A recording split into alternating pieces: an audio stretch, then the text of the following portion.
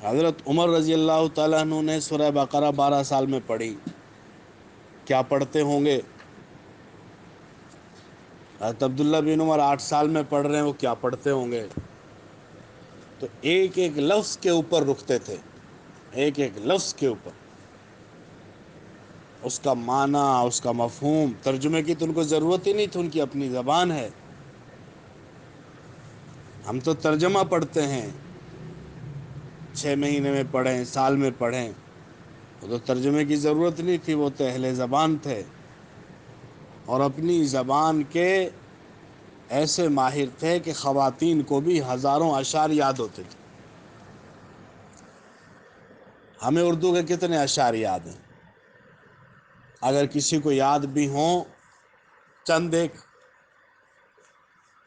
حضرت عائشہ رضی اللہ تعالیٰ عنہ کو عربی کے 5000 اشعار یاد تھے۔ حضرت امیر معاویہ کے پاس کوئی آدمی اپنا بیٹا لے کے آیا کہ آپ اس کا امتحان لیں، جو سوال پوچھا اسی کا جواب ٹھیک دیا، جو سوال پوچھا اسی کا جواب ٹھیک دیا۔ آخر میں حضرت امیر معاویہ نے پوچھا کہ تم نے اس کو اشعار بھی سکھائے ہیں کہ نہیں؟ اس نے کہا جی وہ تو نہیں سکھائے۔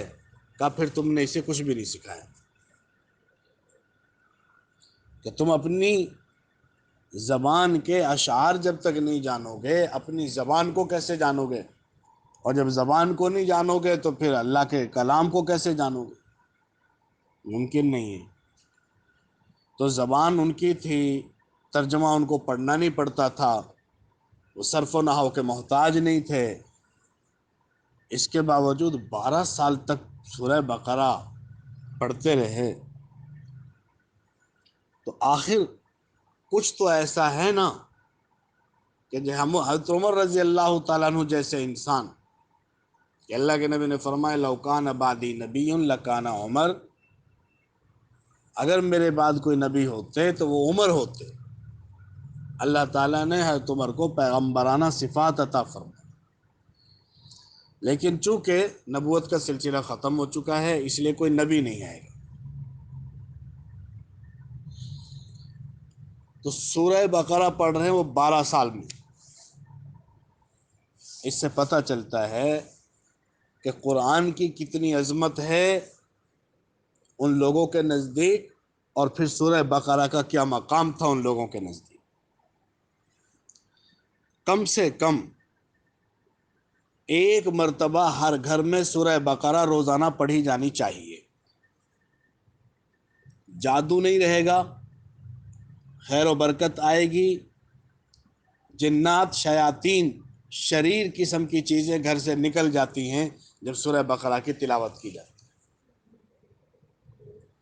اس لیے روزانہ ایک مرتبہ ایک آدمی پڑھے یا سب مل کر پڑھیں، تقسیم کر دی جائے، ایک پارہ تم پڑھ لینا، ایک پارہ تم پڑھ لینا، یا رکوع کے اعتبار سے 40 رکوع ہیں، اگر 10 رکوع پڑھ لیں 4 آدمی، اور عمل کا اہتمام روزانہ کی بنیاد پر ہو، ناغہ نہیں ہونا چاہیے۔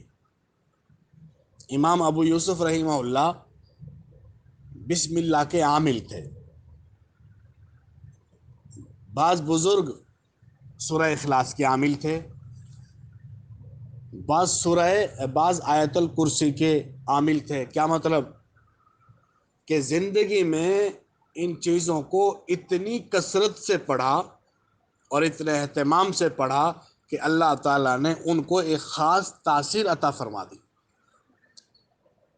پھر اگر اس آیت الکرسی پڑھتے تھے تو ایسے اثر نہیں ہوتا تھا جیسے ہم پڑھتے ہیں۔ پھر اگر وہ بسم اللہ پڑھتے تھے تو ایسے اثر ہوتا ہے جیسے عمر رضی اللہ تعالیٰ عنہ کے پاس ایک رومی بادشاہ نے خط لکھا کہ میرے سر میں ہمیشہ تکلیف رہتی ہے، حضرت نے اس کو ایک ٹوپی ہدیہ کر دی، وہ ٹوپی پہنتا تو درد ختم، ٹوپی اتار دیتا درد شروع ہو جاتا۔ اس نے کہا اس میں کیسی تاثیر ہے، کیا طلسم ہے اس ٹوپی کے اندر۔ اس نے ادھیڑ کے دیکھا تو اندر ٹوپی کے اندر ایک کاغذ پر بسم اللہ الرحمن الرحیم لکھ کر سلائی کیا ہوا۔ تو جب عمل کو اہتمام کے ساتھ کیا جاتا ہے تو اللہ تعالیٰ اس میں ایک خاص اثر پیدا فرماتے ہیں۔ تو ہم اپنے گھروں میں تقسیم کریں اس کے رکوع، 286 آیات ہیں، 40 رکوع ہیں، تقریباً 2.5 پارے ہیں۔